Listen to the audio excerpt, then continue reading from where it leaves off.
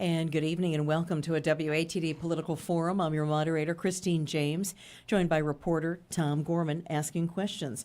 This election race is for the 12th Plymouth District. We have both candidates here in studio tonight. We've got the incumbent Democrat, Kathy LaNatra, and Republican Eric Meschino in studio to answer questions. Good evening. Good evening. Good evening. And Tommy Wall is our own Charlie Fulmer, and we're joined by media partner Local Scene, PAC TV. Now, our format is simple. We've asked the candidates to have prepared opening and closing statements ready. No longer than 2 minutes for the open and a 1 minute close, please. And we have a round of questions from the reporters with answers limited to a minute. And when we say a minute, we are timing. Our own Charlie Fulmer is there timing. He's got the cards up. Green is go. Yellow is 10 seconds. Red means stop. If you're still talking on the red, it's a slow 5 countdown. If you're still talking, you get the bell. If you're talking after that, we cut your mics. Then we have a lightning round. That's where the answers are either yes or no. And we really mean yes or no, not yes or no with a big explanation, monologue, soliloquy, or etc. Or 1 or 2 sentences tops. We'll tell you what we want. And always try to tell people, keep your answers to around a minute. If you consistently go over, ramble, or start to repeat yourself, then you get the bell. Now, we just chose opening and closing order out of the official WATD stand-in newsroom koozie for the start. And it's going to begin with Eric, then go to Kathy. Just I want to make sure that I had the district correct because I was looking at my original notes. I think I had your old district before redistricting. So let's make sure this is correct. All of Kingston, yes. All of Plimpton. Yes. Plymouth precincts 1, 2, 3, 5, and 13? Yes. Okay. Middleborough precincts 1 and 5A, Halifax 1 and 2A, and Pembroke 3. Yes. Correct. That's a lot to remember. It is a lot. I give you folks. Numbers. It is a lot of numbers. So a lot of towns to deal with. It is. It is a lot of towns. So let's start with our opening statements. We're going to begin with Eric Meschino. Thanks for joining us. Good evening. Thank you for having me. My name's Eric Meschino. I was born in Hull. I live in North Plymouth now. Commercial lobster fisherman, father of 2 amazing children. But the biggest thing is I'm a small business owner, right? And I understand the impact of inflation, overregulation on the businesses. And what I want to do is I want to be able to change the climate in this state from being a hostile climate for businesses to being more friendly. And, you know, I want everybody to follow the rules. I want everybody to follow the laws. One of the biggest items on everybody's agenda is illegal immigration. They're here illegally. I mean, the greatest example we got in the world right now, and it's an unfriendly gift, is what happened in North Carolina. Illegals are getting a family of 4, would be getting about $10,000 a month per family, according to the Secretary of the Budget in Massachusetts. The federal government only has the means to give the people in North Carolina a one-time check for $750. If you like the way things have been going on, keep voting the same people into office. If you want to change, look to some new people, some new faces, maybe some fresh ideas. I'm looking for your vote. That would be super. My name's Eric Meschino. I thank you for your time. Thank you. That was Eric Meschino, the Republican candidate. Now the Democrat and incumbent, Kathy LaNatra. Good evening. Good evening. Thank you to WATD and the local scene for this opportunity. To my opponent, thank you for taking part, and to everyone who has tuned in tonight. I'm honored to be here as the state representative of the 12th Plymouth District. Having proudly served this district for 6 years with experience, dedication, and commitment to bipartisanship, I currently serve as the Vice Chair of Healthcare Finance and the Chair of the Coastal Caucus, and I also received a key appointment to the Joint Committee on Ways and Means. I have worked tirelessly to ensure our district needs are met. In this session alone, I secured over $1.6 million in funding for critical areas such as public safety training, infrastructure improvements, water quality testing, health center expansion, and small business support. I also prioritized our veterans by delivering funds for memorial and supported our seniors with improvements to local senior centers. For my dedicated work in education and mental health, I was recognized as Legislator of the Year by Mass Association of School Committees and by the Mass Mental Health Counselors Association. I played a key role in advocating against Holtec's permit to dump radioactive wastewater into Cape Cod Bay, protecting our environment and our coastal economy. I also supported the HEROES Act to assist veterans and the Affordable Homes Act to tackle our ongoing affordability issue. Each is an example of my bipartisan approach to addressing tough issues and ensuring that our community's voices are heard. Before being elected to this role, I spent years in public service. I understand how local government works, the challenges towns face, and that the people of Halifax, Kingston, Middleborough, Plymouth, Plimpton, and Pembroke expect results. I'm a seasoned leader who listens, acts, and delivers. My constituents know that I'm accessible and will leave no stone unturned to find resolutions and resources. I look forward to continuing this work, and I respectfully ask for your vote. Thank you. Thank you. That was Kathy LaNatra. Now we're going to ask questions, beginning with Tom Gorman from WATD. Questions for the candidates. Well, the migrant crisis has become a major issue, not only in the country, but right here in the South Shore. What do you think the state should do to address this? Let's start with Eric. First thing I think they should do is stop funding them. Simple as that. People have a problem with illegal immigrants in this state, in our district. Kathy's fault. She voted for that. Her own words were, it's a humanitarian crisis. So what we got is a failure from the top down. The president's number one job, as articulated by the Constitution, is to protect the citizens and the sovereign borders of this country. Failure right there. And then Massachusetts literally supercharged this, not only enabled it, but put it on steroids with the right to shelter law and giving just ridiculous amounts of money to these people. They're not citizens. They don't belong here. They got to go. Kathy LaNatra. Yes. I agree that we need comprehensive immigration reform. That's known. That's a federal issue. We had a wonderful bipartisan bill that would have solved most of this issue, but it didn't pass. And there's reasons that didn't pass. But just to be clear, the residents that are here now from Haiti, they're here on protective status, so they're not here illegally. That's just one thing I wanted to clear up. But yes, do we need to make reform? We've made reforms to the right to shelter law, and we will continue to make reforms to the right to shelter law. And again, that right to shelter law was put in the 1980s. It was already here when we had this immigration crisis. I think he's talking about the humanitarian crisis that we had when they first arrived, and that was over 2 years ago, when none of us ever expected any of this. And we had probably 35 families at that time from Haiti that arrived in Kingston at the Baymont Hotel. Oh, now I'm going to get yellow. I don't want to get the bell. But, since that time, we've had students. We've had to fund with our students. We've made sure that we've gotten funding, and I'm going to get the bell. You are. And Sorry. Tom, you want to do a follow-up? Because I know I would have to say this issue and affordability are what we get the most emails and phone calls about, asking for answers from people. And it basically comes out, it may have been a federal problem, but it's become a local problem. And I think a lot of people, from what we're hearing, are not happy that enough is being done. Kathy, what else needs to be done? So we have made some reforms, like I've said. The administration has been down to the southern border and saying, look, we're full. We're done. There's a time limit that you can stay in shelter in EA. But, the other issue is they're here. Do we want 10 cities in our towns? No, we don't. We don't want women. And again, the right to shelter law is for pregnant women and families. This isn't for what you see on the news across the country. These are families that have come here. And what we're doing is pushing the federal government to get their working papers, because there's so many jobs that can be filled, and they are filling those jobs. I've seen plenty of people working at Market Basket, our pizza shops downtown. And once they can work, they can contribute back to our economy and get out of shelter. A minute for you, Eric. What do you think? What else needs to be done? We just need to stop them from coming in. Everybody talks about immigration reform. We have laws on the books about how people can migrate into this country. Those laws have been completely disregarded. The protected status thing, they flew these people from Haiti to the United States. Some of them. When they first came here, nobody even knew where they were from. It was actually said maybe there's some people from Massachusetts, whatever. But bottom line is they don't belong here. If you give a family of 4, think about this for all the listeners out there. How much does it cost to run your household for 1 month? A family of 4 illegals gets $10,000 a month. $10,000 for those 4 people, I'm thinking you could buy 4 first-class tickets back to wherever it is they came from. and then save us another $110,000 a year.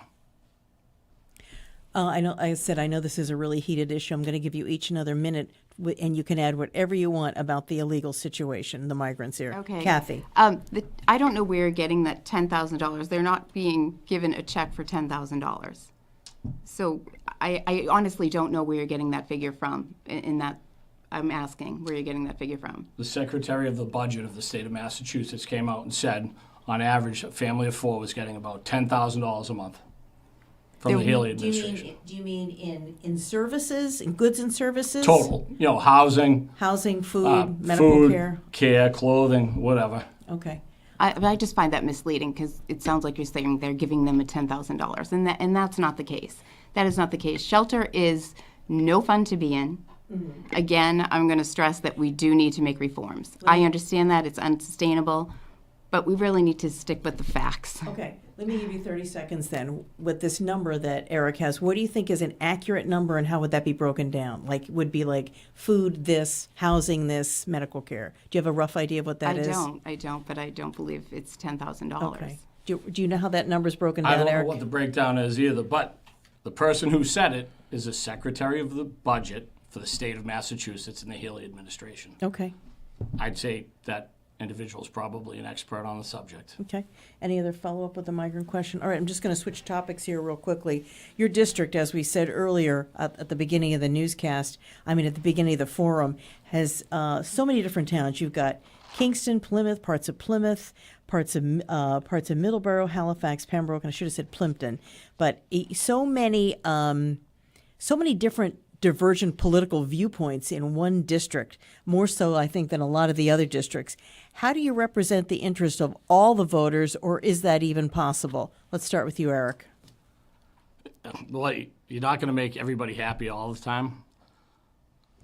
So, you're going to get something wrong at some point, I suppose. But, that's what the job is, to represent the constituents of the district. For example, driver's licenses for illegals.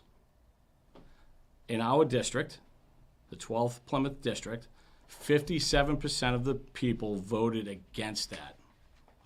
43% voted for it. That's a clear mandate from the people. Kathy voted for it. So 57 voted against it, 43 voted for it. So I don't think she represented our constituents in that. Now, if you have an issue where maybe it's a lot closer, like 48-52 or something, yeah, I think there's a lot more wiggle room there, and I don't have a problem with that. But when you have something like that, it's a clear mandate from the people. You have to represent what the people want. Okay. Kathy, I'm going to give you 30 seconds to answer what Eric said about voting against it, and then a minute to talk about how you represent the different viewpoints. Sure.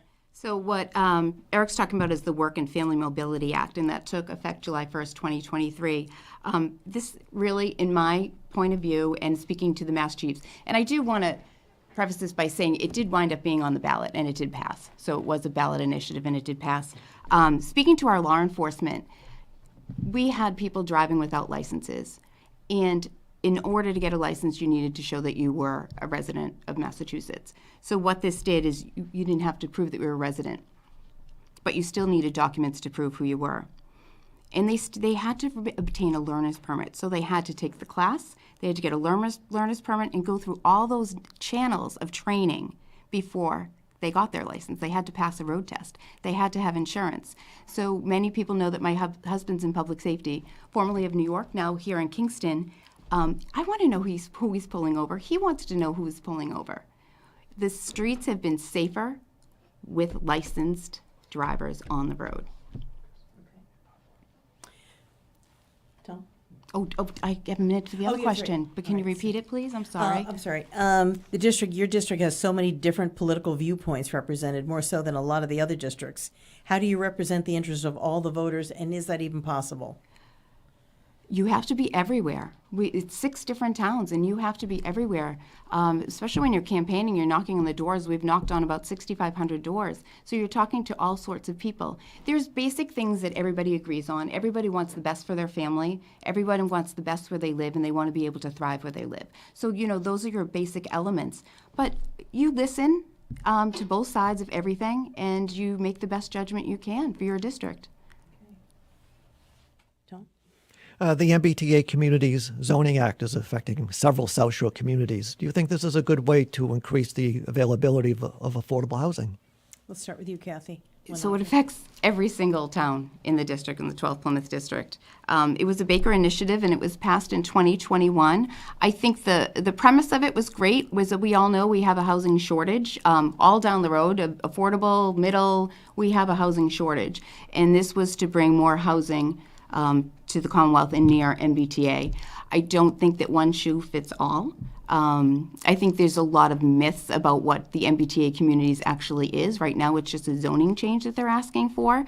I've met with the town officials, and in Halifax, we are planning on having a forum just to lay out the facts, not to persuade anybody of anything, but to hear the facts. So when they vote on that at town meeting, they can vote with an educated decision.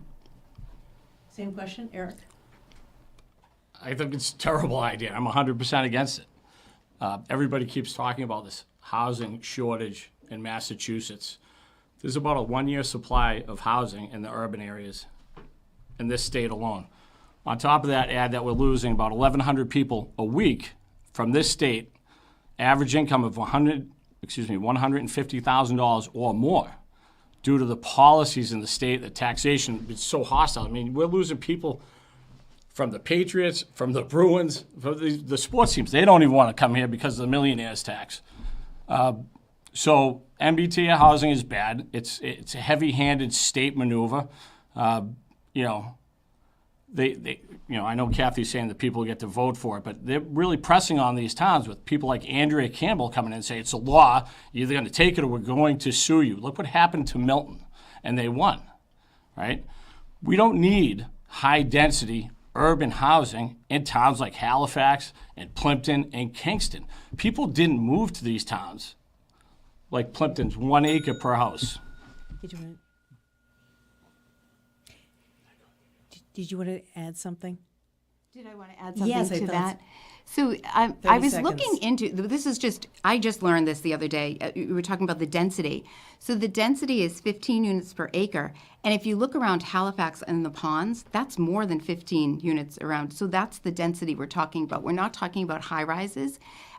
We can talk about single family homes. But again, it's up to the voters. I will support whatever my district decides, whatever each town decides. Again, not one shoe fits all. Did you want to add something else? I know these are the hot button issues we hear about. 30 seconds. You're going to support your constituents? What about driver's licenses for illegals? We didn't want that, and you didn't support us. And you got it on the ballot, but there were many people that did want it. Did you want to do a follow-up for that, MBTA? What should be done to address the affordability issue? Eric, affordability, what should be done? What makes it unaffordable? Taxes. Everything keeps going up. Basically, you want to change affordability? Vote new people in. Because we keep having people come into the State House, they come up with these ideas, we got this great plan, we're going to help you out. But you got to tax the people first. The taxes go to the state bills an administration that takes some of that money. So now you already don't have the money you started with. And then they give that money back to you with strings attached. I think the people should decide what to do with their own money. I know myself personally, I have a better understanding of where my money should go for me than the state or the federal government. Same question, Kathy. Sure. If we're going to talk affordability, we did a $1 billion package. This is the first tax cut legislation signed in over 20 years. So we did that this session.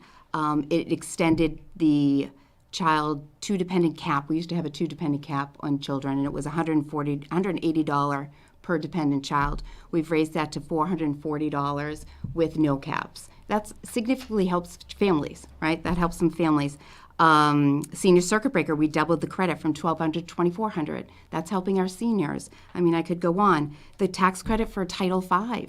I mean, we know how astronomically expensive that is. We raised that to $18,000. It used to be $4,000. So this session, we see that in the House. We see affordability is a major issue. We're out there talking to our constituents, and this is what we're seeing, and this is what we're doing. We're taking steps to make it better. I guess the question too is what makes Massachusetts such an expensive place to live? Why the taxes so high here? Oh, sure. I don't think it's Massachusetts inclusive that taxes are high. I think it's everywhere. People expect in the Commonwealth of Massachusetts services. We have to pay our public safety. We have to pay our law enforcement officers. We have to pay our DPW. If you want to live in a nice town, this is what it costs. Same question? Again, it goes back to policy. It's all about policy. There's other states that have nowhere near the tax burden that we have. So the millionaire's tax, right, or whatever you want to call it, I don't know, it's an 80% increase on wealthy, the highest earners. So we're losing 1,100 people a week. Over the past 3 years, you're talking like almost 160,000 people at $150,000 plus. That tax is not going to go away. That money is going to be still in the budget. The difference is now people lower down the bracket are going to be absorbing these costs. We're driving out a huge amount of tax revenue from this state. Stop taxing the people. Let's get energy going again. Let's bring natural gas back into the state. Let's help bring down the energy costs because everything derives from that. There's nothing we do in this state that doesn't utilize energy. As a fisherman, I buy an enormous amount of diesel fuel. When it goes from $1.70 to $3, that comes out of my pocket. Now, let me ask you both a question, because you both have roots in the area and you both have established households and kids. If you were, let's say you had both gone to school here but didn't have family ties here and were graduated from school and probably, like a lot of kids now, have like a pretty substantial amount of debt and a starter home on the South Shore, if you can find one, $500,000-$600,000, would you still make the commitment to settle here? Eric? It's a tough question for me. Since I was a little kid, all I've ever wanted to do was be a lobster fisherman. I did spend some time in financial services. There's no place else for me to go. This is the only state I can do it in. If I go to Maine, it's like a 10-year waiting period. New Hampshire's got about 20 feet of coastline. And to the south of us, it's really just not profitable. So that's a tough question for me. And I would probably still come here Okay. and suffer through. What about you, Kathy? Not a tough question at all. Not a tough question. I feel privileged to live in the Commonwealth of Massachusetts, and I would definitely settle here. Okay. Tom, questions? All set. Okay. All right. I'm just making a check here at the time because I know we're going to take a quick break, but I think we're going to have to wait a minute or two. Now, here's something that happened today. The group that wants to repeal the state's new gun law said they have the votes to put it on the ballot in 2026. Do you support this, and do you support the governor's action with that emergency preamble to put the new law into place immediately instead of waiting until the 23rd of this month? Let's start with you, Kathy. Sure. Most people know that I voted against the gun bill. Emergency preambles are done quite frequently, so it's not uncommon that the governor would call that. I do. If they want to put it on the ballot, absolutely. Okay. It's their right to do that. What do you think, Eric? Do you support this? I support putting it on the ballot. The emergency preamble, whether they do it a lot or they don't. Where's the emergency? Where? Licensed gun owners are the single most law-abiding citizens in this country, or at least in the top percentile. Where's the emergency? It's nothing more than a gun grab. It's a direct infringement on our Second Amendment. Everybody that supports this, they took an oath to uphold the Constitution. They've all violated their oath. I think they should all be booted out of office and never allowed to hold office again, because that is a prescribed punishment for violating your oath according to the Constitution. I think every single one of them should be removed. You're listening to a political forum here. It's at 12th Plymouth District. We have State Rep Kathy LaNatra in studio, along with her Republican challenger, Eric Meschino. We're going to be back right after this short break.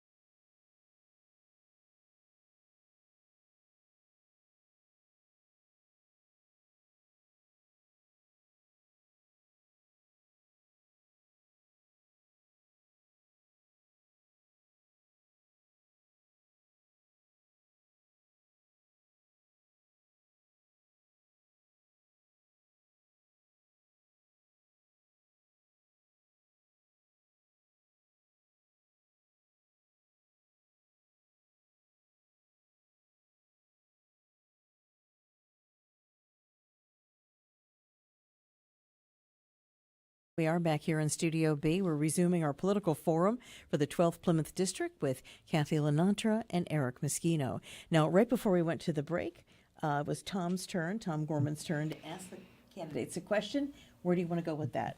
One of the ballot questions this fall was about the elimination of the MCAS as a high school graduation requirement. What are your thoughts about that? Let's start with Eric. I don't think we should eliminate it. I don't like it. I don't like that teachers actually have to teach to that test, but we need some kind of standards. I mean, we just kind of let the kids run around, do whatever they want. I mean, we need to get back to just like teaching these kids. We used to have the best school system literally in the world. And now we're like, what, in the 30s or 40s? We're way down in the numbers because we have all these crazy DEI things, people wasting time with this stuff, these perishable topics, when we should be having our kids focus on reading, writing, arithmetic, real history, economics. Let's teach our kids how to make a budget so they can run a household and not get into overwhelming credit card debt by the time they're 25. Let's get back to real school. Same question, Kathy. Yes, I do think we should eliminate it as a requirement to graduate. So it's not eliminating the MCAS altogether. We'll still have the MCAS test, so we'll have a barometer of how we're doing. My friend John Creed, who you know too, I spoke to him about this because he was on a school committee and he's very involved in schools. And he brought up VOTEX to me, vocational schools. And it's really not fair to our vocational schools because half of their curriculum is dealing with their trade and the other half is classes. But they're not tested on the trade. Not all students learn the same way. Teachers, they have to teach to a test the same way. Eliminating that, they can really focus on their students and teach what they would like.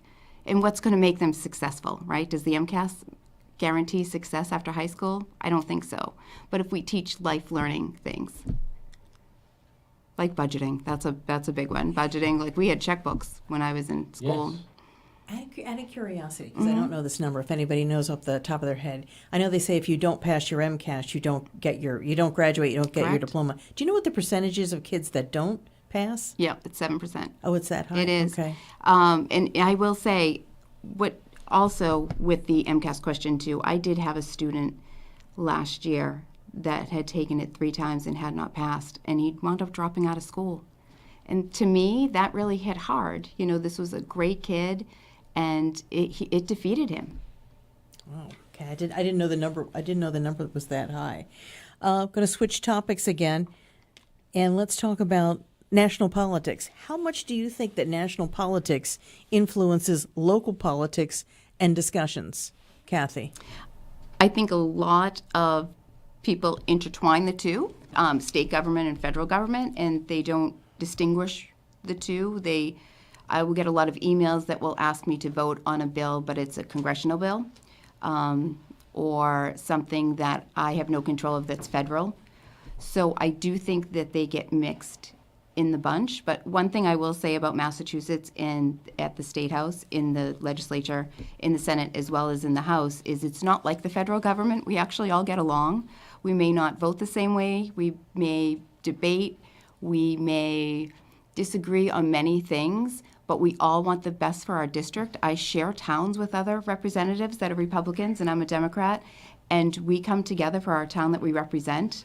But at the end of the day, we try to come to consensus. If we don't, we vote the way that we need to vote, but we still get coffee the next day. Same question, Eric. I think a lot of people get, like Kathy said, they get the two intertwined, and you really have to struggle to keep it separate. I mean, the national media is just drilling us every day with all this propaganda, and it's literally what you see on TV almost every day, unless you actively try to avoid it. But people are also fired up because they know in an election like this, we have 2 choices now. We have Donald Trump and we have Kamala Harris. And the side that says they want to save democracy, the Democrat side, they installed this candidate. No one voted for her to be the candidate. No one. Not a single voter. She got delegates voting after they kicked Joe Biden out. How does that save our democracy? And people feel that all the way down to like their backyard, grassroots level. People want integrity, they want honor, they want honesty, and they want transparency. Did you want to do any follow-up with this? Go ahead. Some communities have been complaining in recent years about the state aid formula. They say it's unfair. What do you think about that? Eric, state aid. I'm not familiar with the state aid formula. I cannot answer that question. Kathy? I've heard this before, many times before, but like everything has to be looked at over a period of time and studied and made like reforming. So we'll look at it again this session and see if we need to change it, especially the school formula. The school formula voted on this session was one of the great things that we did is some of our schools are declining for membership, and the way that it's set up is not helping those schools. So now per student, where it used to be, I think it was $37, we've raised that to $104. So that will significantly affect, in a positive way, our schools that have declining enrollment. In Plymouth, there's been a movement to issue a statement before meetings acknowledging that Native Americans were here first. What do you think about that, Kathy? That's the first I've heard of it, Christine. Can you just tell me that one more time?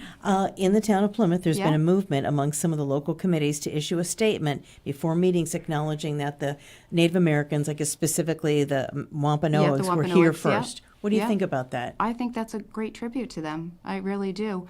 I visit the Pilgrim Hall Museum, one of the jewels of Plymouth that a lot of people are not familiar with, and there's a whole exhibit to that. And since I've been a state rep, I've learned so much about the history. So I think that's wonderful. Eric, what do you think about that? I think it's fine. But it seems kind of ironic that they want to take the Indian off the Washington Redskins helmet and change the name of the team. They took Aunt Jemima off the syrup, and that was a business she started. We got the Indian the Native American off the Land O'Lakes butter. They're removing all of this stuff. So why now are we going to put them first? I mean, yeah, we all know they were here, but I'm sorry, it's like 1620 to 2024. We're talking like 400 years now. Yeah, they were here first, and there was somebody here before them. I don't really see any problem with it, but I think it's the thinking so convoluted. We're taking them off of one side and putting them on the other side. Where's the sense in this? Questions for the candidates, Tom? What are your thoughts about what's going on to the Pilgrim nuclear plant cleanup? As you know, Holtec is appealing the DEP's decision not to allow them to dump the radioactive water, back into the bay. Eric? They shouldn't be allowed to dump anything in the bay. The fact is that business, that company, has the money to dispose of that in a manner that would not affect our community. Them trying to dump that water into the bay is so they can get fat bonus checks. It is absolutely the most worst, vile, insidious form of greed out there. Some people will say greed is good. Look at Henry Ford and what he did with the Model T. That was all driven by greed. That was, in my opinion, some good greed. But beyond that, it is an absolute disaster. It's a perception issue. You dump that waste into our water, and you're going to lose our coastal economy, potentially. Lobster, oysters in Duxbury Bay, all the charter fishing, all the beachgoers. You're going to destroy our economy, so some highfalutin sociopaths can get a huge bonus check. Kathy, your thoughts on the same issue? Yes. So they're fighting the DEP. They requested from Mass DEP to dump, and Mass DEP said no, and they're fighting that. Is that right? No. Holtec took over in 2019, and what they're using to decommission is the Decommissioning Trust Fund. And what is left over from that fund, after they decommission, they get to keep as profit. So in my opinion, they're trying to do this quickly and as cheaply as possible. And we have a watchdog. The NTCAP was formed from this. It's like a citizen watchdog, and they keep their eye on that. If anybody knows the Lamperts, I get at least 15 emails a week who keep me up to date. And they are the ones, when I first started running, that got me up to speed on the Pilgrim Nuclear Power Plant. And then in 2019, Holtec took over as soon as I was elected. You both kind of answered my follow-up question to this, but if you want to answer it, you can. 30 seconds. Do you trust the intentions of Holtec? I do not. I do not trust the intentions of Holtec. We did have a meeting in Plymouth, and Senator Markey came, and the CEO of Holtec was on a screen, and just the minute he came on, the hair on my arm stood up. Yeah, I'm sorry. That's the truth. That's a great description. Eric, do you trust the intentions of Holtec? No. Okay. Categorically across the board, no. These guys put heaters in the coolant water pool that's irradiated, which would effectively heat up the water and help it evaporate. And they said they did this to make it warmer and more comfortable for the employees who are working there. Now, don't you think it would be a better idea to put the heaters above the water and heat up the air? But they lied. They put the heaters in the pool to help evaporate the water. They are untrustworthy. Let me ask you another follow-up question to this, because it's a big parcel. What is it? 1,500 acres, I think, roughly, the whole Pilgrim property. So let's fast forward a number of years. It's clean enough to be, well, hopefully clean enough to be reused. What do you think they should do with it, Kathy? Well, Plymouth has the right of first refusal if they want to purchase that and do what they would like with it. I mean, there's so many things. You could keep it open space. You could put some economic development. You could put housing. There's so many things. When that does happen, I would hope that Plymouth would take up that opportunity to purchase it and see what's best for their town. I'm sure they will need a study commission, because everybody needs a study commission to see what would best for the town of Plymouth. Same question, Eric. What do you think they should do with it? That's a big hunk of property. Yeah, no, I agree primarily with what Kathy says, but you know what I'd really like to see them do with that piece of property? That was designed to accommodate more than one reactor. Let's put another nuclear power plant up there. Get rid of these offshore windmills that are a complete disaster. And they, just to beat up on offshore wind. Doesn't matter how much capacity you put in the ocean with these foolish wind turbines that are already falling down. You still need 100% baseload backup 100% of the time, because they just don't work. So I would like to see a nuclear power plant go back in there. It is the most green, because everybody's talking about going green, it's the most green energy source we have. Okay, you're listening to a WATD Political Forum. It's the 12th Plymouth District. We've got Kathy LaNatra and Eric Meschino here in studio. We'll be back right after this. Get another 2-minute break. Yeah.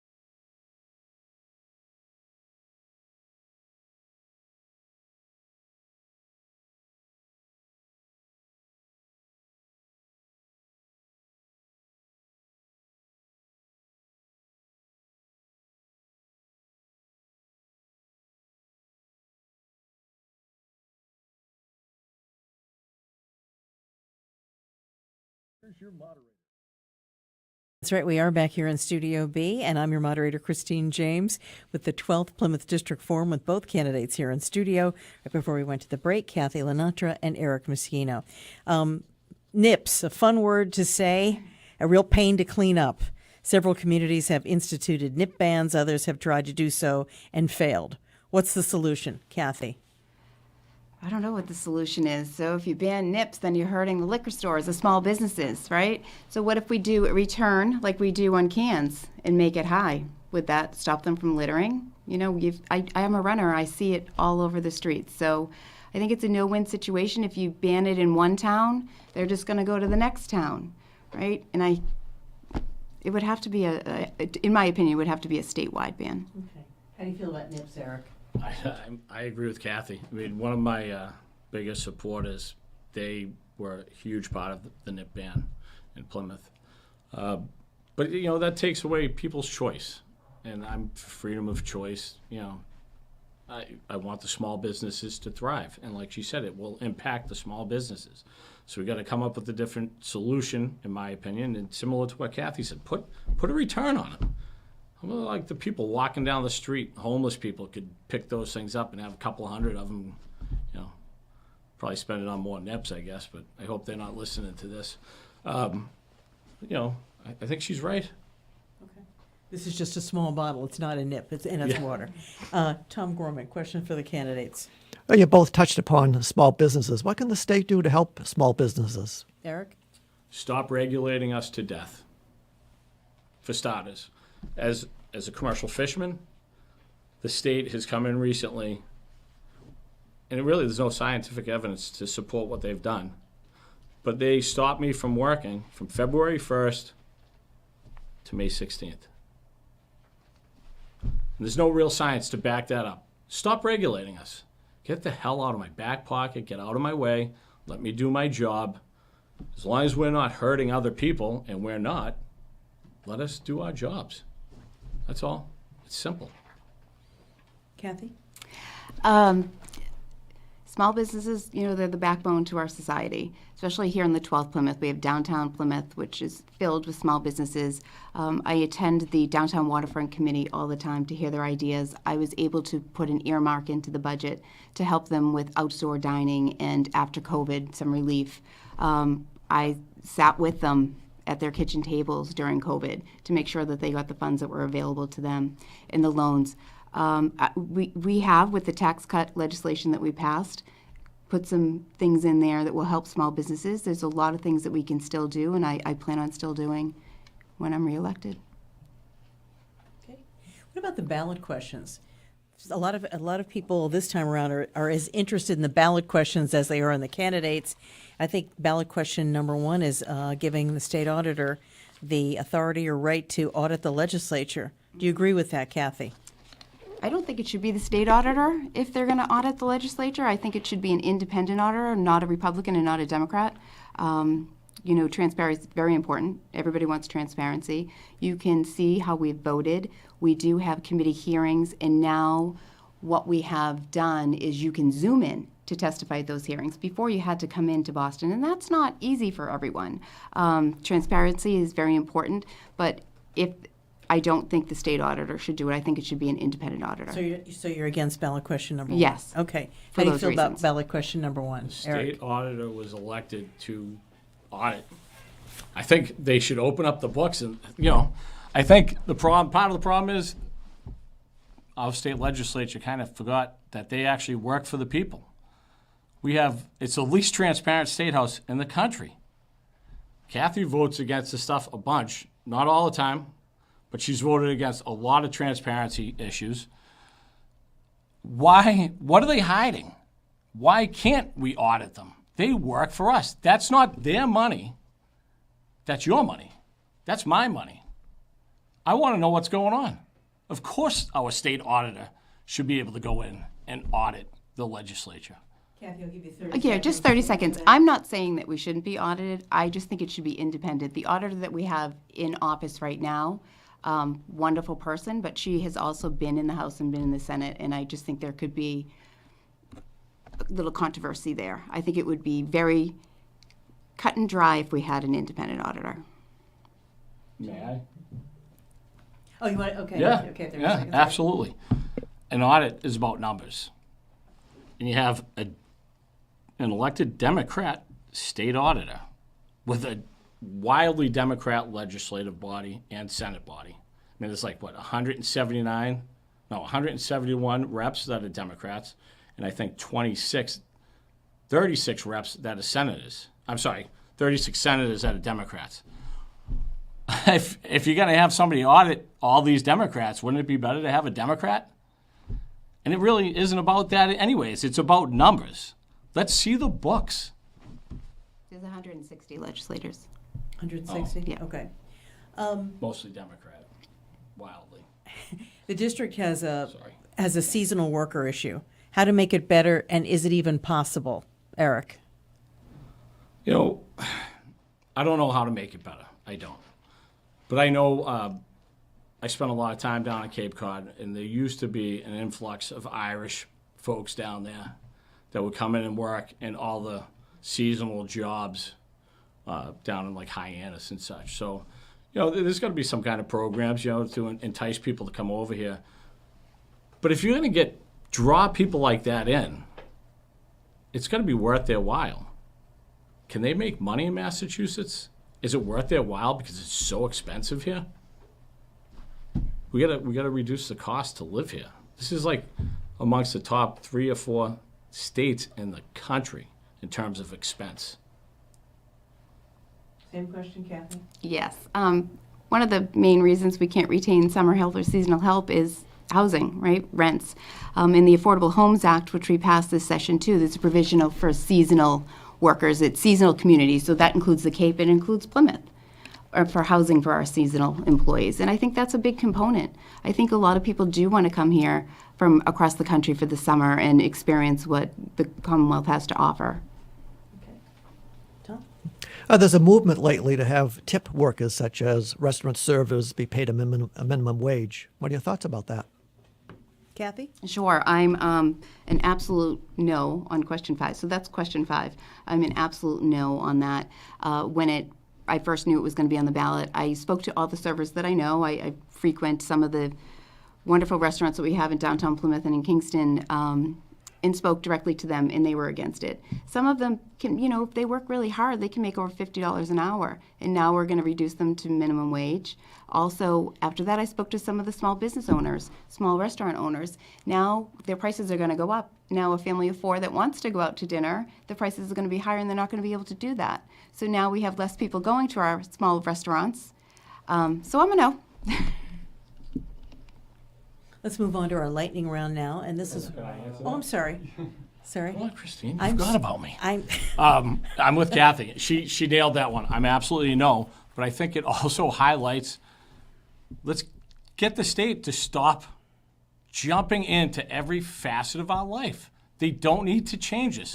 They're literally looking to find 2 more cents out of somebody's dollar.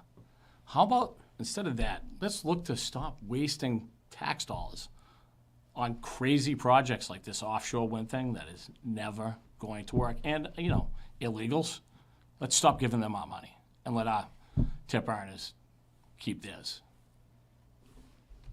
Now we'll go to the lightning round. Thank you. Okay, thank you. I get so caught up in what you're saying, sometimes I forget where we are in our programming. The first question I'm going to ask you, Plymouth County government, stay or go? Kathy? Stay. Eric? Okay. Tom, any lightning round questions? Okay. What's the biggest issue you're running on? 2 sentences. Kathy? Affordability, Okay. housing. Okay. Eric, what's 2 sentences? What's the biggest issue you're running on? Immigration and affordability. Okay. What's the last book you read, Kathy? Oh, boy. The current book that I'm reading right now is The Astors. Okay. Yes. Interesting. What book are you reading, Eric? The Chesapeake by James Meschino. Okay. And in honor to our own Charles Mathewson, your favorite bad habit, Eric? Has to be real. Bourbon. Okay. Kathy? My favorite, I love to read, but the problem is when I start reading, when I go to bed, it's 3 o'clock in the morning before I blink. Yeah. Okay. I get very engrossed. Okay. I hear nothing else. Lightning. Oh, sorry. What brings you joy? Golf. Okay, what brings you joy? My children's success and awesome sunrises on my lobster boat. Are you a good cook? Terrible. Okay, I was going to say, what's your best dish? Lobsters. Okay. Are you a good cook? I am, yes. Okay, what's your best dish? Anything Italian. Okay, there you go. She's going to be catering this when we're finished. But let's go to our closing statements now. We're going to reverse the order, and we're going to begin with, again, it's 1 minute for reverse, and Kathy, and then go to Eric. Well, once again, I want to thank you to WATD and to PAC TV and the local scene for giving listeners a chance to learn more about their choices on the ballot this year, and to all that tuned in. I'm honored to have served as state representative of the 12th Plymouth District for the past 6 years, and I'm proud of my record of my results.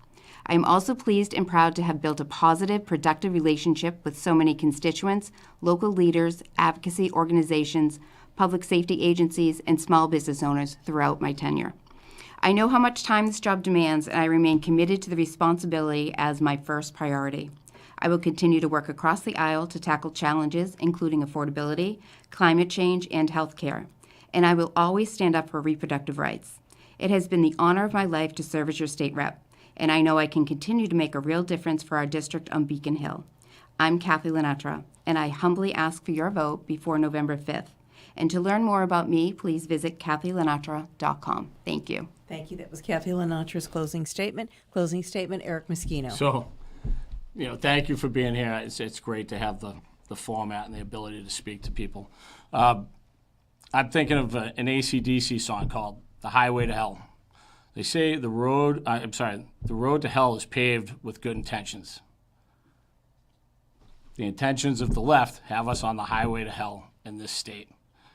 Kathy says she's a leader, and she accepted an award for being the health legislator of the year. And a lot of that revolved around isolation with kids during COVID. And it was the policies of the left that isolated the kids. She votes with the Speaker of the House almost 99% of the time. Not with the people at Kingston. Kathy's for Cambridge, not for Kingston. It's the liberal ideologies that control that state house that she adheres to. She's got a couple votes where she walked away from that with the gun law.